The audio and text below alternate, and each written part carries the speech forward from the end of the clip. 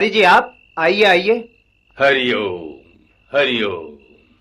जय सिया राम, जय भोले शंकर।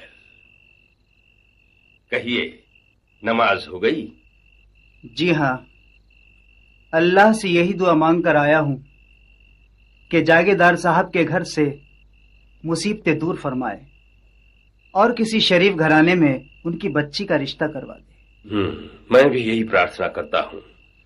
जागीरदार साहब की बीवी और बच्ची का दुख देखकर सारा गांव अपना दुख भूल गया। ऐसा ही होना चाहिए था पुजारी जी। आखिर जागीरदार साहब के हम लोगों पर कितने एहसान हैं। सो तो है। अस्सलाम वालेकुम मुअज्जिन साहब। वालेकुम अस्सलाम। बंदगी पुजारी जी। नमस्कार।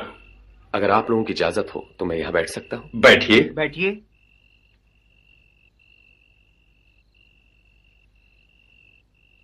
कहिए, अभी भी कुछ और पूछना बाकी रह गया है क्या? आज जो कुछ हुआ उसका मुझे बहुत अफसोस है। मेरा सर शर्म के मारे झुका हुआ है। मैं बेगम साहिबा से माफी मांगने भी गया था, मगर उन्होंने मेरी दरख्वास्त मंजूर नहीं की। कर भी किस तरह सकती है? आप अपने सिपाहियों के साथ घर में दाखिल हो गए, ये भी नहीं सोचा कि इस घर में जवान और कुंवारी बच्ची भी रहती है। आपको इस घर की इज्जत और आबरू के बारे में कुछ तो सोचना चाहिए था। इसीलिए तो आपके पास आया हूं। मुझे उनकी इज्जत और अजमत का उतना ही ख्याल है जितना अपनी इज्जत का। मुझसे जो भूल हुई है उसका मुझे बहुत पछतावा है। आप दोनों मेरे बुजुर्ग हैं और बेगम साहिबा आपकी बात मानती हैं। आपसे मेरी इल्तिजा है, आप ये पैगाम उन तक पहुंचा दें कि अगर वो मुझे इस काबिल समझें तो अपनी दामादी में कबूल करके मेरी इज्जत बढ़ाएं।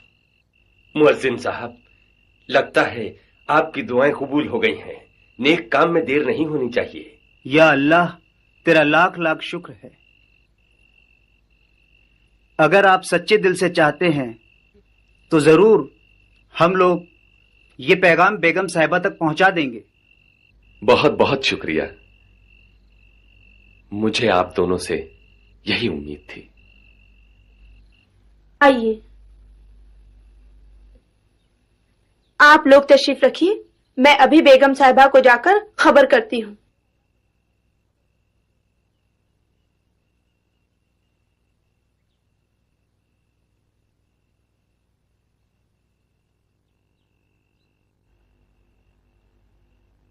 नमस्कार। आदाब। अस्सलाम वालेकुम।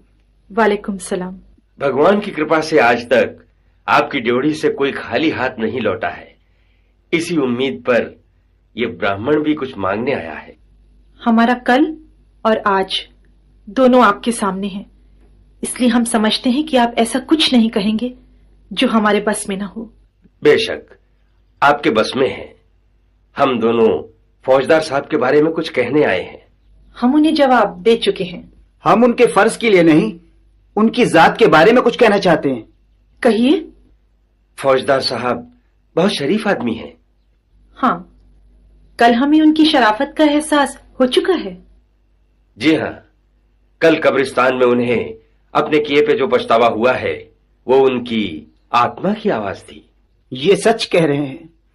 अगर आप उन्हें शरई हैसियत से अपना बेटा तस्लीम कर लें तो वो यकीनन एक अच्छे दामाद साबित हो सकते हैं। आप लोग इस घराने के हमदर्दों में से हैं, इस बात से हमें इनकार नहीं, लेकिन जिसकी बात है उससे पूछे बगैर हम जुबान नहीं दे सकते। बेशक शरीयत इस्लामी का भी यही हुक्म है कि बालिग लड़की की शादी उसकी मर्जी लेकर की जाए। आप अपनी बेटी से रजामंदी ले लीजिए। हम दोनों इजाजत चाहते हैं।